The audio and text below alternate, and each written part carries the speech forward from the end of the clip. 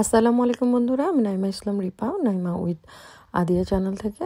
আজকে আমরা চলে এসেছি স্কিনের একটা ডাক্তার দেখানোর জন্য, যেটা হচ্ছে ডক্টর আমিনা।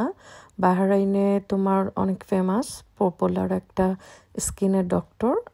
সবাই জানো আমার বাচ্চার স্কিন ডিজিজ সেই জন্মের থেকেই।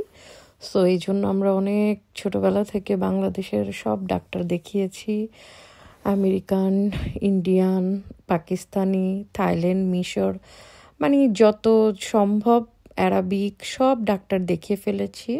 ইভেন বাহরাইনের সালমানিয়া হসপিটালে ওকে নিয়ে অনেক কিছু করেছে, তারপর ওর স্কিন ভালো করতে পারিনি আমরা।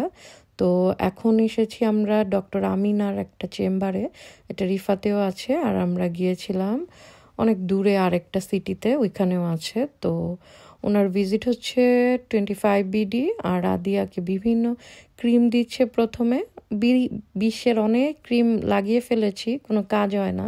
তো উনি ফাইনালি দিল 113 দিনারের ক্রিম, তো তাই নিলাম। আর এত সুন্দর গোছানো, তো চেয়েছিলাম আমরা লেজার করানোর জন্য, তো বিদেশে কেউ লেজার করতে রাজি হয় না, তো বাংলাদেশে স্প্রে করেছিলাম।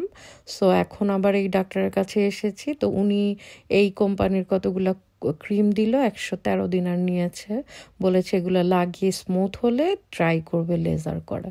তো আদিয়ার জন্য সবাই দোয়া করবে, আর আদিয়ার যেন ভালো হয়ে যায়। অনেক অনেক কষ্ট করে বাচ্চাটা, আর আমি তো অনেক দৌড়িয়েছি ওকে নিয়ে।